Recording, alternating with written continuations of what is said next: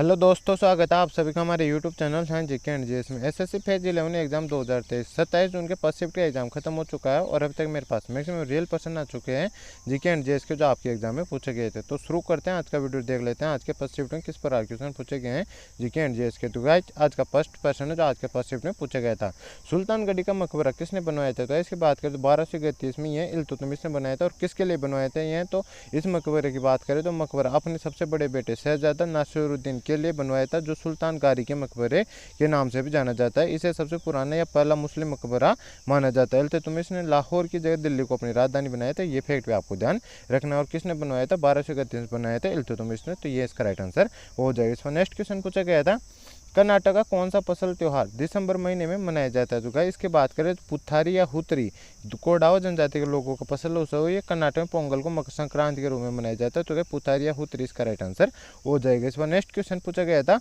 इनमें से किस भारतीय संगीतकार को ऑस्कर और ग्रैमी दोनों पुरस्कार मिले हैं। तो गाइस इसकी बात करें वर्ष 2009 में डैनी बॉयल द्वारा निर्देशित फिल्म इस्लाम डॉग मिलेनियर में गुलजार द्वारा लिखे गए जय हो जो गीत था के लिए उन्हें सर्वश्रेष्ठ गीत का ऑस्कर पुरस्कार मिल चुका है और इसी गीत के लिए वे ग्रैमी पुरस्कार से सम्मानित किए जा चुके हैं। तो गाइस इसका राइट आंसर कौन हो जाएगा, गुलजार हो जाएगा। गुलजार इसका राइट आंसर हो जाएगा। इसमें नेक्स्ट क्वेश्चन पूछा गया था, जल में घुलनशील विटामिन कौन से हैं। तो इसके बात करें विटामिन बी और सी होते हैं जो जल में घुलनशील विटामिन होते हैं, और विटामिन जो बी रहता है उसका B12 विटामिन रहता है, उसका नाम रासायनिक नाम क्या होता है, साइनोकोबालमाइन इसका उसका रासायनिक नाम होता है। और जो वसा में घुलनशील विटामिन रहते हैं वो कौन कौन से होते हैं, A, D, E तथा K, ये विटामिन होते हैं जो वसा में घुलनशील विटामिन होते हैं। तो ये भी आपको ध्यान रखना है। इसमें नेक्स्ट क्वेश्चन पूछा गया था, भारत के ग्रैंड ओल्ड मैन के रूप में किसे जाना जाता है। तो दादा नौरोजी को जाना जाता है। तो ये इसका राइट आंसर हो जाएगा। और भारत का नेपोलियन किसे कहा जाता है, तो ये समुद्रगुप्त को कहा जाता है। तो ये फैक्ट भी आपको ध्यान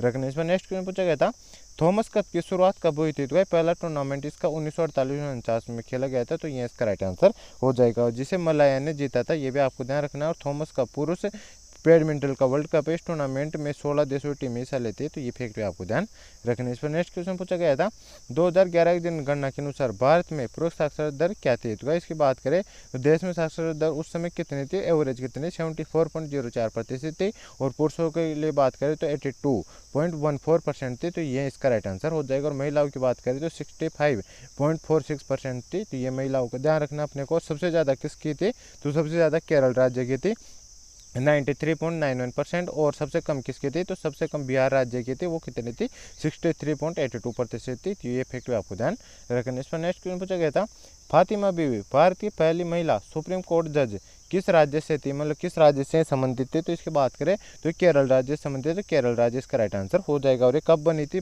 सुप्रीम कोर्ट में महिला जज, तो 1989 में बनी थी। तो ये फैक्ट भी आपको ध्यान रखना है। इसमें नेक्स्ट क्वेश्चन है, दक्षिण भारत की कौन सी दो नदी अरब सागर में गिरती है। तो नर्मदा और ताप्ती नदी गिरती है। तो ये ऑप्शन में दे रखा था। तो ये इसका राइट आंसर हो जाएगा। और नदियों की बात करें तो कौन कौन सी नदी अरब सागर में गिरती है, तो लूनी, साबरमती नदी, माही नदी और मांडवी नदी, ये सभी नदियाँ भी जो अरब सागर में गिरती है। तो ये फैक्ट आपको ध्यान रखना है। और नर्मदा नदी की बात करें तो नर्मदा नदी मध्य प्रदेश के अनूपपुर जिले में अमरकंटक पठार में उत्पन्न होती है और फिर 1312 किमी यानी 815.2 मील पश्चिम की ओर बहकर यह भरूच से 30 किमी 18.6 मील पश्चिम में खंबात खाड़ी में बह जाती है, जो अरब सागर की एक खाड़ी है। कुछ स्रोतों में इसे उत्तर भारत और दक्षिण भारत के प्रारंभिक विभाजक भी माना जाता है। तो ये फैक्ट आपको ध्यान रखना है। इस पर नेक्स्ट क्वेश्चन पूछा गया था, 2011 की जनगणना के अनुसार भारत के किस दो केंद्रशासित प्रदेशों में सबसे अधिक साक्षरता दर दर्ज की गई है। तो ये लक्षद्वीप में और दमन द्वीप में दर्ज की गई। तो लक्षद्वीप में कितनी दर्ज की गई है,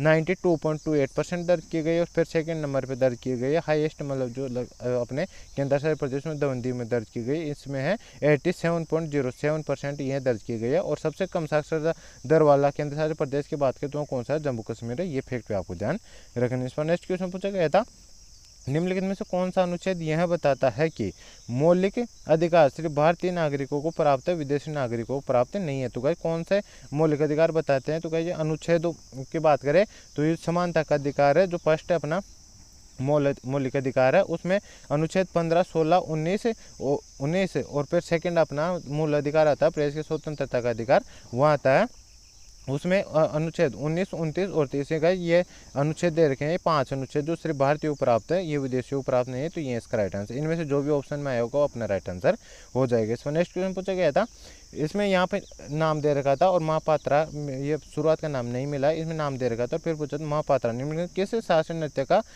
प्रसिद्ध नृत्य का, तो जो भी महापात्र जिसके नाम के पीछे महापात्रा लगा रहता है वो सिर्फ और सिर्फ ओडिसी नृत्य के प्रसिद्ध नर्तक होते हैं, तो ओडिसी नृत्य इसका राइट आंसर हो जाएगा।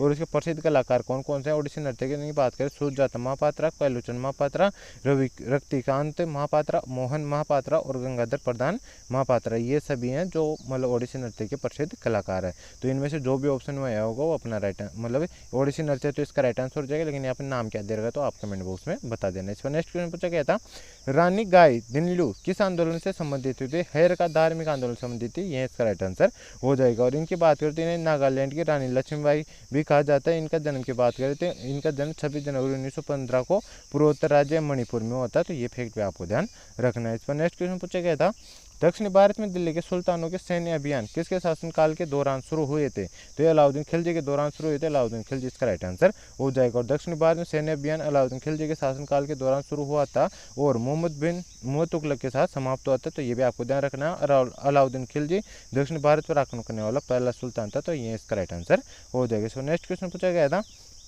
कौन सा उपकरण जो एक सपाट सतह पर घटना के अर्धगोलाकार क्षेत्र से सौर विकिरण को मापता है, तो इसकी बात करें पायरानोमीटर मापता है, तो पायरानोमीटर इसका राइट आंसर हो जाएगा। और इस पर नेक्स्ट क्वेश्चन पूछा गया था, तीसरा पुरुष भारतीय जो टेनिस के क्षेत्र में ओलंपिक मेडल जीता है, तो इसकी बात करें सुमित नागल, सुमित नागल इसका राइट आंसर हो जाएगा। और ओलंपिक में सिंगल्स मैच में जीतने वाले तीसरे भारतीय बने जिशान अली ने सियोल ओलंपिक 1988 के टेनिस पुरुष एकल स्पर्धा में पराग्वे के विक्टर काल्बोरो को हराया था। उसके बाद लिएंडर पेस ने ब्राजील के फर्नांडो मेली जेनिको हराकर अंटलाटा ओलंपिक 1996 में कांस्य पदक हासिल किया था, तो ये फैक्ट भी आपको ध्यान रखना है। इस पर नेक्स्ट क्वेश्चन पूछा गया था, पुरुषों का टेनिस कप पहली बार कब हुआ था, तो 1968 में हुआ था, ये इसका राइट आंसर हो जाएगा। इस पर नेक्स्ट क्वेश्चन पूछा गया था, भगवान जगन्नाथ की रथ यात्रा पर कौन सा नृत्य किया जाता है, महरी नृत्य किया जाता है, महरी नृत्य इसका राइट आंसर हो जाएगा। रथ यात्रा की बात करें तो रथ यात्रा रथ महोत्सव यह एक हिंदू त्यौहार जो प्रत्येक वर्ष उड़ीसा के पुरी में स्थित जगन्नाथ मंदिर में मनाया जाता है, तो ये फैक्ट पे आपको ध्यान रखना है। और गाइस इसके वर्तमान रथ यात्रा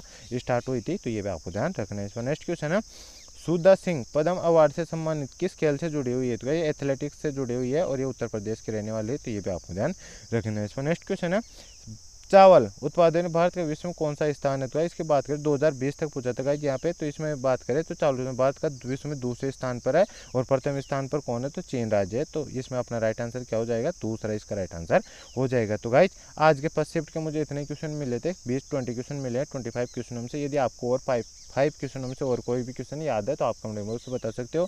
और आपको यदि इसका पीडीएफ चाहिए तो मैंने डिस्क्रिप्शन टेलीग्राम चैनल का लिंक दे रखा, आप उसको ज्वाइन कर लीजिए, उस पर आपको इसका पीडीएफ भी मिल जाएगा। तो गाइस ये था आज का वीडियो, आई होप आपको आज का वीडियो पसंद आएगा। वीडियो पसंद आए तो वीडियो को लाइक करना, चैनल पहली बार चैनल को सब्सक्राइब कर बेल आइकन ऑन कर लेना, ताकि मैं जैसे नेक्स्ट शिफ्ट का एनालिसिस एग्जाम खत्म होगा और उसका एनालिसिस लेके आऊँगा तो उसका नोटिफिकेशन आप तक पहुँच जाएगा और आप उससे पहले एनालिसिस देख सकेंगे। तो गाइस मिलते हैं नेक्स्ट वीडियो में, तब तक के लिए जय हिंद जय भारत।